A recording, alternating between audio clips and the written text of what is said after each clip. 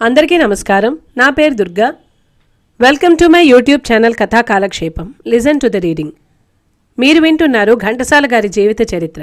క్రితం భాగంలో ఘంటసాల గారు మద్రాసు నగరం చేరుకోవడం, అక్కడ చిత్తూరు నాగయ్య గారు, సముద్రాల రాఘవాచార్యులు గారు తదితరుల ప్రోత్సాహంతో, వారి సహాయ సహకారాలతో సినిమాల్లో ఘంటసాల గారు చిన్న చిన్న వేషాలు వేయడం, అలాగే బృందగానాల్లో పాల్గొనే అవకాశం రావడం, ఇదే కాకుండా అక్కడ నాటకాలు కూడా వేయడం, ఆ నాటకాలలో పద్యాలకు ఘంటసాల గారే సంగీత దర్శకత్వం వహించడం, ఇలా సాగుతూ వస్తోంది.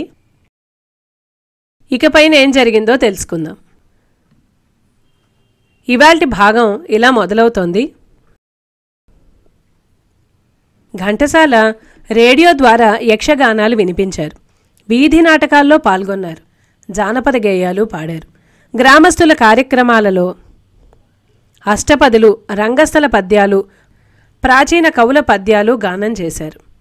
ఎన్నో నాటకాలలో వేషధారణ చేశారు, ఎన్నో సంగీత రూపకాలలో గాత్రధారణ చేశారు. గీతావళి కార్యక్రమంలో ఎన్నో మధుర గీతాలు వినిపించారు. ఒక్కోసారి ఒక నెలలోనే 8-7 రేడియో కార్యక్రమాలలో పాల్గొనేవారు. బహుశా ఆకాశవాణి చరిత్రలోనే ఇటువంటి ఆదరణ పొందిన కళాకారులు, అందులోనూ నిలయ విద్వాంసులు కానివారు చాలా అరుదని చెప్పాలి. అన్నట్లు అప్పట్లో నాటకంలో వేషం వేస్తే 15 నుంచి 30 రూపాయల దాకా ఇచ్చేవారు. సంగీత రూపకంలో పాల్గొన్న, గీతావళి గానం చేసిన 25 రూపాయలు ఇచ్చేవారు. ఆ రోజుల్లో ఆల్ ఇండియా రేడియో వారు నన్ను బాగా ఆదుకుని భుక్తికి లోటు లేకుండా చూశారు అని ఘంటసాల ఆ తర్వాత చెప్పుకున్నారు. మద్రాసు వచ్చిన కొత్తల్లోనే ఘంటసాల హిజ్ మాస్టర్స్ వాయిస్ కంపెనీకి వెళ్ళి గ్రామ్ఫోన్ రికార్డులు పాడడానికి తమ గొంతు పనికొస్తుందేమో చూడమన్నారు. అప్పట్లో ఆయన గొంతు విన్నా అక్కడి వాళ్ళు ఆ గొంతు మైకుకు పనికిరాదని చెప్పి పంపించేశారు. ఆ తర్వాత పేకేటి శివరాం గారు హిజ్ మాస్టర్స్ వాయిస్ కంపెనీలో ఆర్కెస్ట్రా ఇన్ఛార్జ్ అయిన తర్వాత 1946లో ఘంటసాల గానం చేసిన తొలి గ్రామ్ఫోన్ రికార్డ్ N18795ను HMV వారు విడుదల చేశారు. ఆ రికార్డులో ఒకవైపు పేకేటి సేకరించిన నగుమోమునకు అనే పద్యము, రెండో వైపు రతన్ రావు గారు రాసిన గాలిలో నా బ్రతుకు తేలిపోయినదోయ్ అనే పాట ఉన్నాయి. ఆ రికార్డు బాగానే అమ్ముడైంది. అలా గ్రామ్ఫోన్ రికార్డులలో ఘంటసాల శకం ప్రారంభమైంది. కపిలవై రామనాథ శాస్త్రి తర్వాత హిజ్ మాస్టర్స్ వాయిస్ వారికి అంత లాభసాటి గాయకుడు ఘంటసాలే అని VAK రంగారావు గారి అభిప్రాయం ఇక్కడ స్మరింపతగ్గది. ఈ మొదటి రికార్డు వింటే ఘంటసాల మీద సాలూరు రాజేశ్వరరావు గారి ప్రభావం ఎంతగా ఉండేదో తెలుస్తుంది. రేడియో కార్యక్రమాల ద్వారా, సినిమా కోరస్ పాటల ద్వారా, వేషాల ద్వారా వచ్చిన డబ్బును ఘంటసాల జాగ్రత్తగా పట్టుకు వెళ్ళి సముద్రాల రాఘవాచార్య గారికి అప్పగించేవారు. తమ ఖర్చులకు కొద్దిగా డబ్బు తీసుకునేవారు. తాము కష్టాల్లో ఉన్న ఘంటసాల గారు ఇతరులకు ఆ వివరం తెలియనిచ్చేవారు కాదు. డబ్బుకు ఎంత ఇబ్బంది పడుతున్నా అప్పు చేసేవారు కాదు.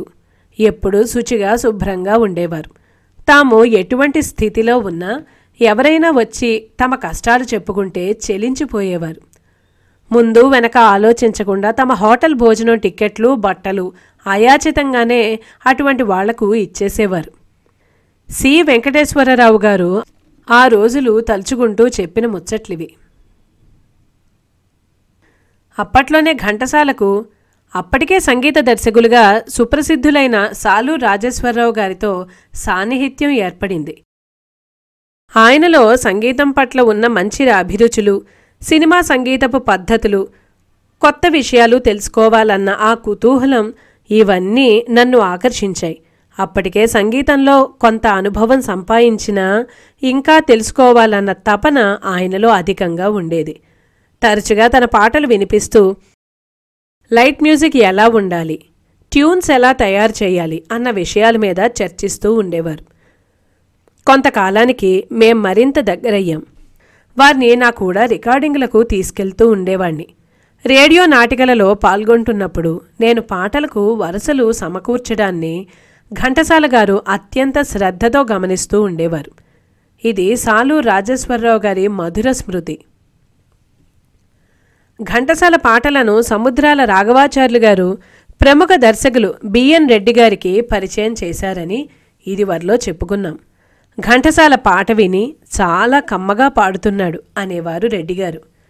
వాహిని సంస్థ స్వర్గసీమ నిర్మిస్తున్న రోజులవి. అప్పట్లో ఘంటసాల తరచుగా త్యాగరాయ నగర్ తణికాచలం వీధిలోని వాహిని కార్యాలయానికి వెళుతూ ఉండేవారు. అవకాశం దొరికినప్పుడల్లా ఘంటసాల పాడుతూ ఉండేవారు. బిఎన్ రెడ్డి గారు, నాగయ్య గారు ఆ సుమధుర సంగీతం విని ఆనందిస్తూ ఉండేవారు. రెడ్డిగారు, నాగయ్య గారు కలిసి ఘంటసాల చేత స్వర్గసీమలో పాడించాలని నిర్ణయించారు. ఆ చిత్ర కథానాయిక పాత్రధారి సిహెచ్ నారాయణరావు గారు. అప్పటికి ఆయనకు ఎంఎస్ రామారావు గారు నేపథ్యగానం చేస్తున్నారు. తమకు ఎవరో కొత్త గాయకుడి చేత పాడిస్తారని తెలిసి నారాయణరావు గారు కొంత తటపటాయించారు. రెడ్డిగారు, నాగయ్య గారు నారాయణరావు గారితో మాట్లాడారు. వెంకటేశ్వరరావు గారి గాత్రం గంభీరంగా ఉండడం వల్ల నారాయణరావు గారు అనుమానాలేవీ పెట్టుకోనక్కర్లేదని నచ్చజెప్పారు. అప్పటికి ఎన్నో బృందగానాలు పాడిన ఘంటసాలను నేపథ్య గాయకుణ్ణి చేసిన ఆ మొట్టమొదటి పాట స్వర్గసీమ చిత్రంలోని గాజుల పిల్ల అనే నృత్య నాటికకు మహానటి భానుమతి గారితో పాడిన యుగళగీతం. సంగీత దర్శకులు నాగయ్య గారు. పాట రికార్డింగ్ ముందు 15 రోజులు రిహార్సల్స్ జరిగాయి. నాగయ్య గారి ముందు, భానుమతి గారి ముందు పాడడానికి జంకుతున్న ఘంటసాలకు ఆ ఇద్దరూ ఎంతో ధైర్యం చెప్పారు. ఆరెహో లే ఎన్నెల చిరునవ్వుల విరజిమ్ము బఠాణి నీ రాక కోరి నీ దారి గాచియున్నానే అని పాడుతూ ఘంటసాల నేపథ్య సంగీతం రంగప్రవేశం చేశారు. శ్రోతలకి ఒక చిన్న మనవి. నాకు ఈ పాట ట్యూన్లు అవి తెలియదు కాబట్టి నేను పుస్తకంలో ఉన్నది ఉన్నట్టుగా చదివి వినిపిస్తున్నాను. ఆ పాటను న్యూటౌన్ స్టూడియోలో దిన్షా గారు రికార్డ్ చేశారు. ఆ పాట పాడినందుకు ఘంటసాలకు బిఎన్ రెడ్డి గారు 116 రూపాయల పారితోషికం ఇచ్చారు. తెలుగు చలనచిత్ర సంగీత చరిత్రలో కాదు దక్షిణ భారత చలనచిత్ర సంగీత చరిత్రలో ఘంటసాల శకం ఆ రోజే మొదలైంది. భానుమతి, రామకృష్ణ గార్లు భరణీ సంస్థ నెలకొల్పి చిత్రం తీయాలనుకున్నారు. ఆ చిత్రానికి సిఆర్ సుబ్బరామన్ గారు సంగీత దర్శకులు. ఘంటసాలకు సుబ్బరామన్ గారి దగ్గర సహాయకులుగా పనిచేసే అవకాశం కల్పించారు భానుమతి, రామకృష్ణ గార్లు. సుబ్బరామన్ గారికి ఘంటసాలంటే ఎంతో అభిమానం. దాంతో రాజా అని పిలిచేవారు. సుబ్బరామన్ గారి ప్రోత్సాహంతో ఘంటసాల రత్నమాలలో కొన్ని పాటలకు వరుసలు కూడా కట్టారు. అలా ఘంటసాల సంగీతం సమకూర్చిన తొలి సినిమా పాట ఆగవే మరదల అనే పాట. ఆ పాటను ప్రసిద్ధ హాస్య నటుడు సిఎస్ఆర్ ఆంజనేయులు గారు పాడారు. రత్నమాలలోని అందగాడ ఓబలేశ, దారి తెలియదాయే పాటలకు కూడా ఘంటసాల సంగీత దర్శకత్వం నిర్వహించారు. 1946-47 ప్రాంతాలలో ఘంటసాల దాదాపు 100 కచేరీలు చేశారు. మిత్రధర్మంగా ఉచితంగా పాడినవి పోగా కచేరీకి 200 నుంచి 500 రూపాయల దాకా పారితోషికం లభించేది. 1948లో విడుదలైన బాలరాజు చిత్రానికి ఘంటసాల సహాయక సంగీత దర్శకులు అని టైటిల్స్లో వేసిన ఆ చిత్రంలో గాలి పెంచల నరసింహారావు గారు, సుబ్బరామన్ గారు సంగీతబద్ధం చేసిన పాటలే కాక ఘంటసాల స్వరపరిచిన నవోదయం, తేలిచూడుము హాయి మొదలైన పాటలు ఉన్నాయి. అయితే రత్నమాల పాటల సంగీత దర్శకత్వం పేరు సుబ్బరామన్ గారికి దక్కితే ప్రజాదరణ పొందిన బాలరాజు పాటల ప్రసిద్ధి గాలి పెంచల నరసింహారావు గారికి దక్కింది. బాలరాజు చిత్రంలో ఘంటసాల సంగీత చరిత్ర ఒక మంచి మలుపు తిరిగింది. ఆ మలుపు ఆయన మహానటులు అక్కినే నాగేశ్వరరావు గారికి నేపథ్యగానం చేయడం. ఆ నేపథ్యం నాగేశ్వరరావు గారి మాటల్లో అవి బాలరాజు చిత్రం నిర్మించబడినప్పటి రోజులు. అంతవరకు నా చిత్రాల్లో పాటలు నేనే పాడుతూ ఉండేవాణ్ణి. ఘంటసాల గారు అప్పటికే స్వర్గసీమ, రత్నమాల మొదలైన చిత్రాల్లో పాడి అందరి ప్రశంసలు అందుకున్నారు. నేను బాలరాజు చిత్రంలో చెలియా కనరావా అన్న పాట ప్రాక్టీస్ చేస్తున్నప్పుడు ఎందువల్లనో నా పాట మీద నాకు నమ్మకం పోయింది. అయితే అది తప్పక హిట్ కాగలదన్న అభిప్రాయం మాత్రం నాలో దృఢంగా ఉండేది.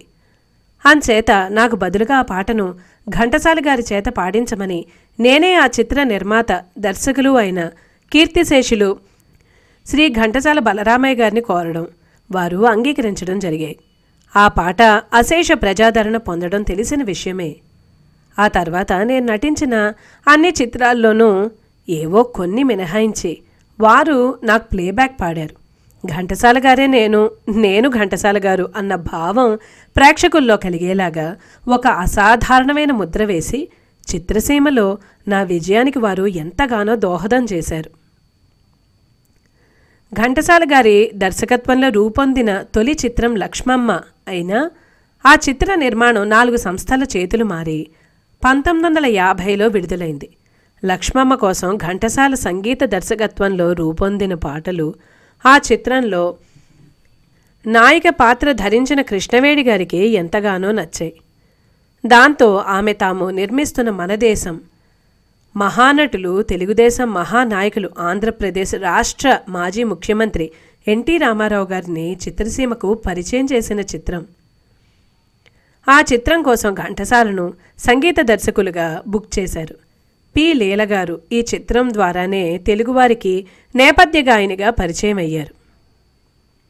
అంత విజయవంతంగా నడవని కారణాన లక్ష్మమ్మ పాటలు ఈనాడు ఎవరికీ గుర్తులేవు. కానీ మన దేశంలో 2 యుగళ గీతాలు, కృష్ణవేణి, ఎంఎస్ రామారావు పాడిన ఎందుకో ఈ అనుబంధం, చలో చలో రాజా ఆనాడు హిట్ గీతాలు, ఈనాటికి నిత్య నూతనత్వంతో తొణికిసలాడే యుగళ గీతాలు అని విఏకే రంగారావు గారి విశ్లేషణ. గోపీచంద్ గారు అంతకుముందు తమ గృహప్రవేశం చిత్రంలో పనిచేసిన బాలాంతరపు రజనీకాంతరావు గారిని లక్ష్మమ్మ కథకు పాటలు రాసి సంగీత దర్శకత్వం చేయమని కోరారు.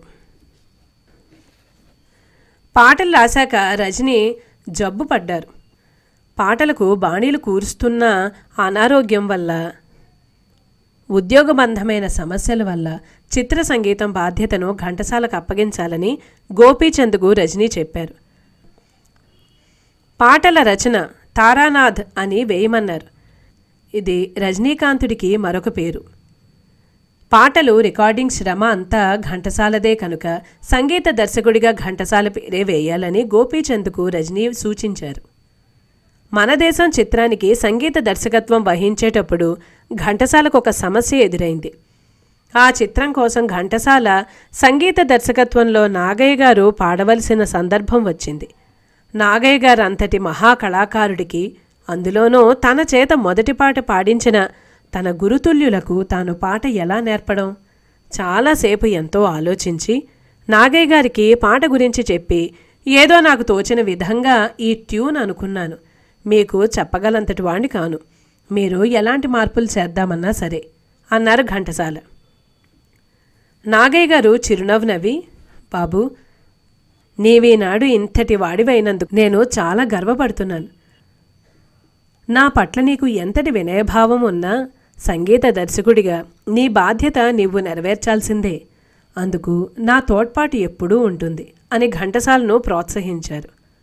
మన దేశం చిత్రం కోసం ఘంటసాల స్వరపరిచిన పాటలు విని మీర్జాపురం రాజావారు తాము నిర్మిస్తున్న కీలుగుర్రం చిత్రానికి ఘంటసాలనే సంగీత దర్శకత్వం వహించమన్నారు. కీలుగుర్రంలో ఘంటసాల వినిపించిన సంగీతం ఆయనకు మంచి పేరు తెచ్చిపెట్టింది.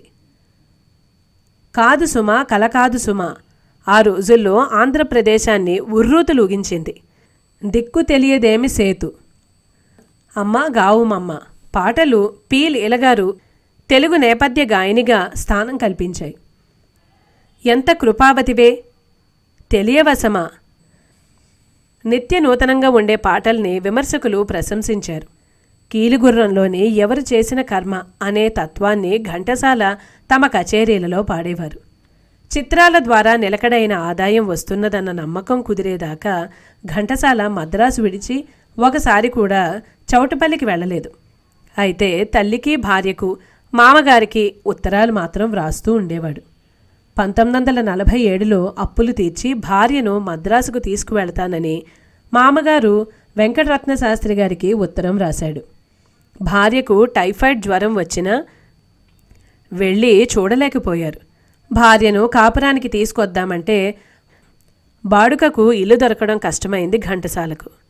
అప్పట్లో సినిమా వాళ్లకు ఇల్లు ఇవ్వడానికి వెనకాడడమే అందుకు కారణం. అతి కష్టం మీద ఘంటసాల త్యాగరాయ నగర్ రామానుజం వీధిలో ఒక భాగం నెలకు 40 రూపాయల అద్దెకు సంపాదించారు.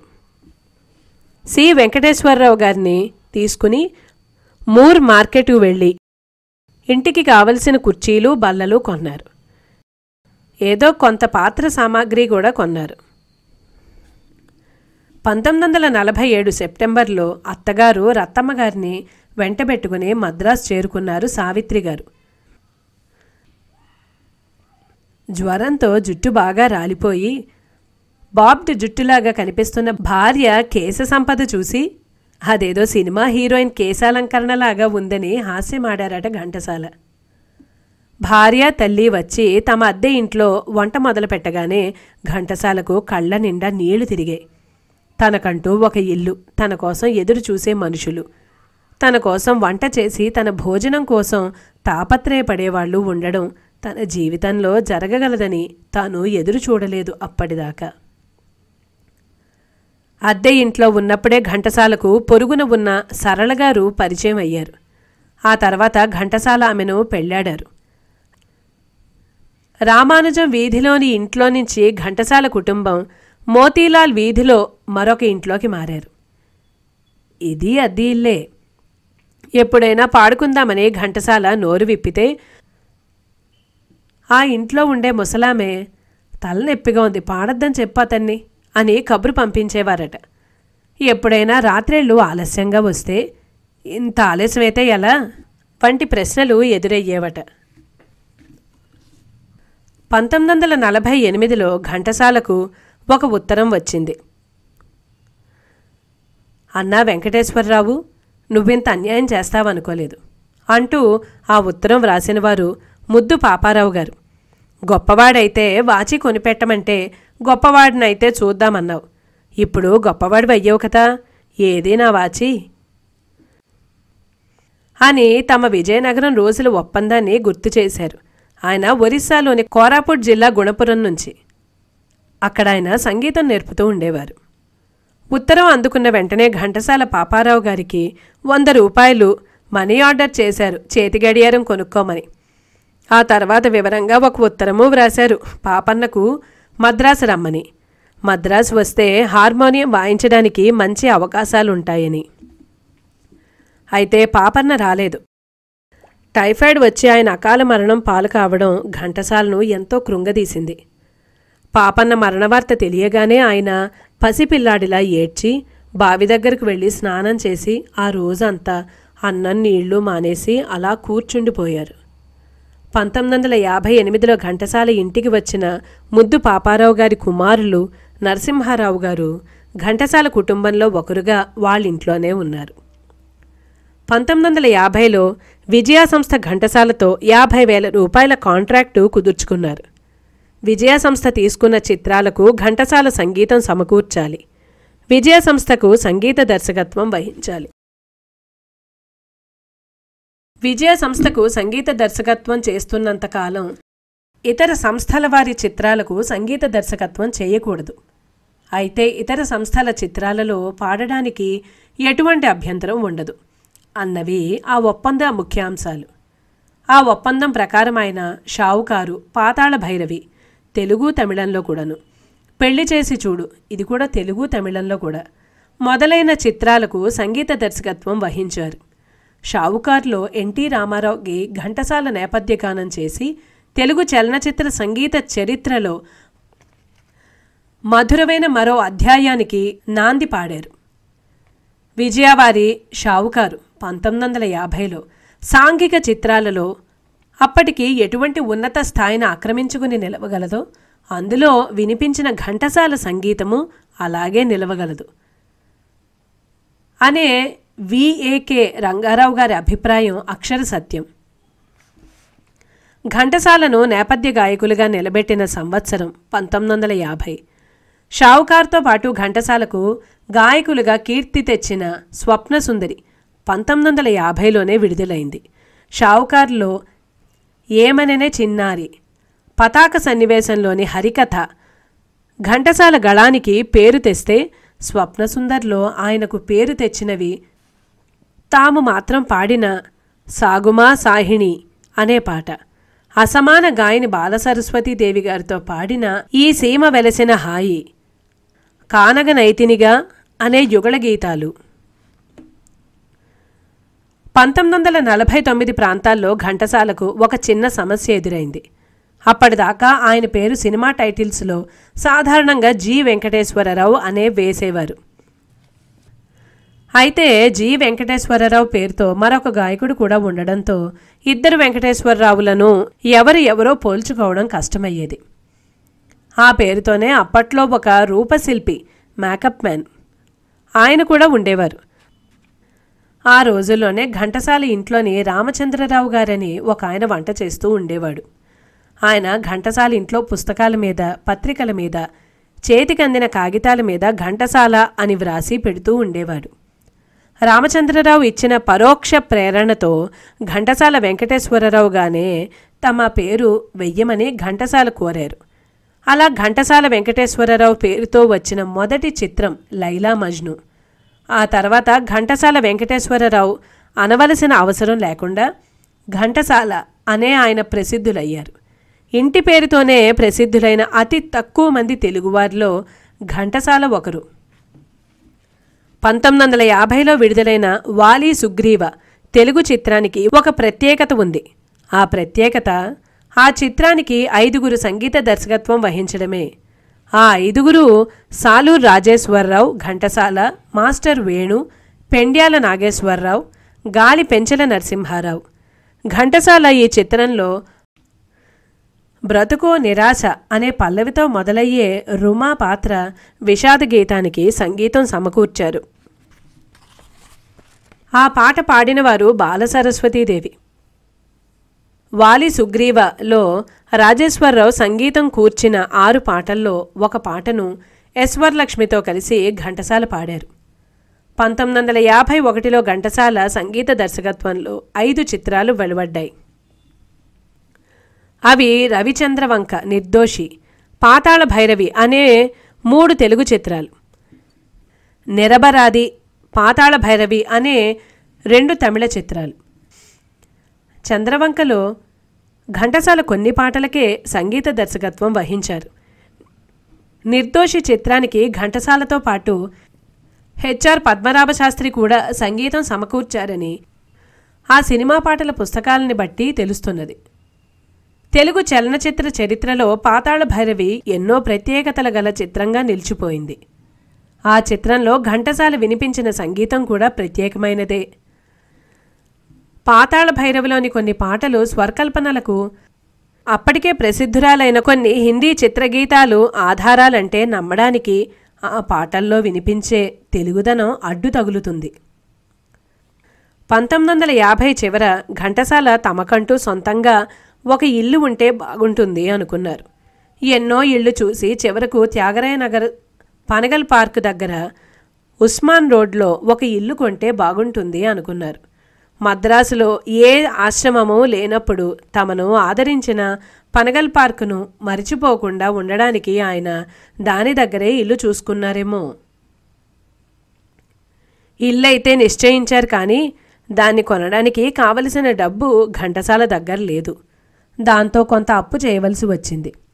ఆయన ఇల్లు కొనబోతున్న సంగతి తెలిసి సంగీత దర్శకులు ఆదినారాయణరావు గారు వీణ రంగారావుగా ప్రసిద్ధులైన ఎం రంగారావు గారి ద్వారా 10,000 రూపాయలు పంపించారు. ఇల్లు కొన్న సంగతి తల్లికి భార్యకు చెప్పకుండా వాళ్లను ఆ ఇంటికి తీసుకువెళ్లి చూపించి ఆశ్చర్యపరచాలనుకున్నారు ఘంటసాల. కానీ ఇల్లు కొనేటప్పుడు అందులో కాపురమున్న ఆంగ్లేయ కుటుంబం వారు ఖాళీ చేయకపోవడంతో ఘంటసాల కోరిక తీరడానికి ఆటంకం ఏర్పడింది. ఎంత చెప్పినా ఆ ఆంగ్లేయులు ఇల్లు ఖాళీ చేయలేదు. ఇల్లు ఎప్పుడో ఒకప్పుడు ఖాళీ అవుతుంది పోన్లెమ్మని ఒకనాడు ఘంటసాల తమ తల్లిని భార్యను తక్కిన కుటుంబ సభ్యులను ఆ ఇంటికి తీసుకెళ్లారు. ఘంటసాల కుటుంబం వారిని చూసిన తర్వాత ఆ ఆంగ్లేయులు మనసు మార్చుకున్నారు.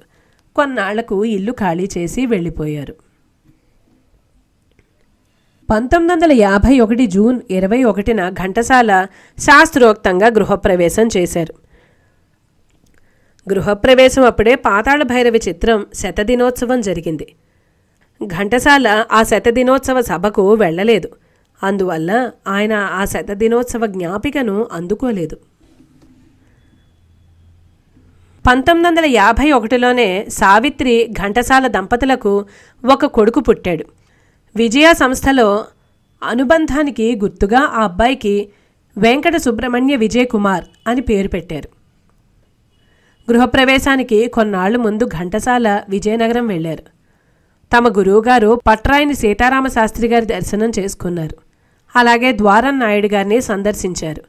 ఘంటసాల నాయుడు గారి ఇంటికి వెళ్ళి మాట్లాడుతూ ఉండగా నాయుడుగారి అమ్మాయి కీలుగుర్రంలోని కాదు సుమ కల కాదు సుమ అనే పాట పాడుకుంటూ ఇంట్లోకి వెళ్ళారట.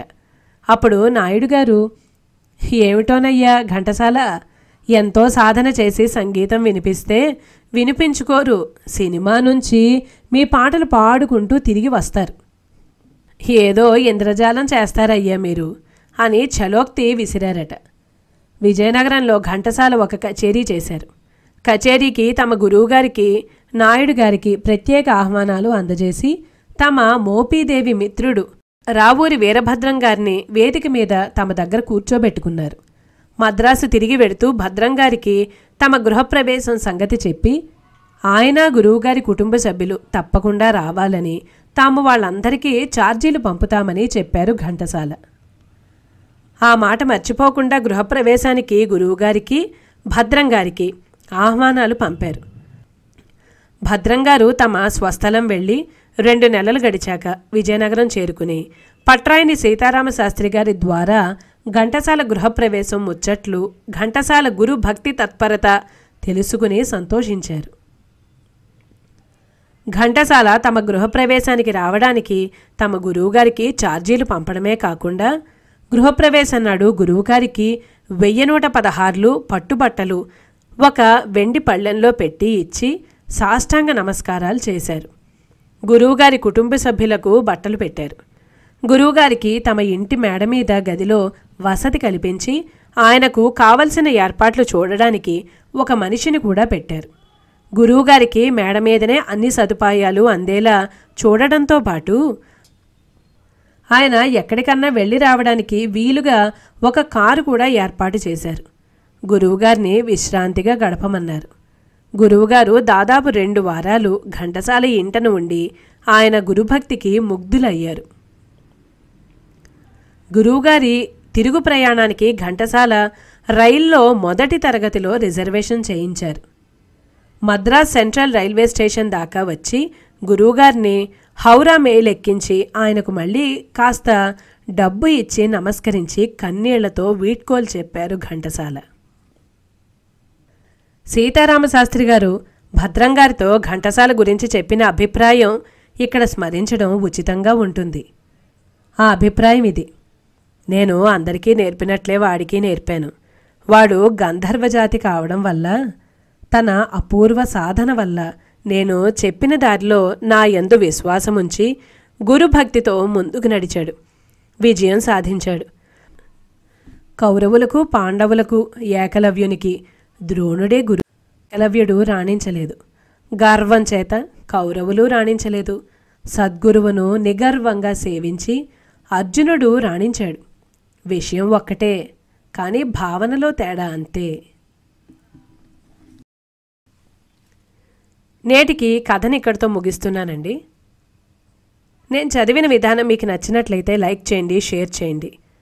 ఇప్పటిదాకా నా ఛానల్ని సబ్స్క్రైబ్ చేసుకొని వాళ్ళు ఎవరైనా ఉంటే దయచేసి సబ్స్క్రైబ్ చేసుకోమని విన్నపం చేసుకుంటున్నాను. మీ అమూల్యమైన అభిప్రాయాల్ని కామెంట్స్ రూపంలో తెలియజేయగలరు. అలాగే వీడియో అప్లోడ్ చేయగానే నోటిఫికేషన్ రావాలంటే పక్కనున్న బెల్ ఐకాన్ క్లిక్ చేయగలరు. మళ్ళీ తరువాయి భాగంతో మీ ముందుకు వస్తాను. అంతవరకు సెలవు.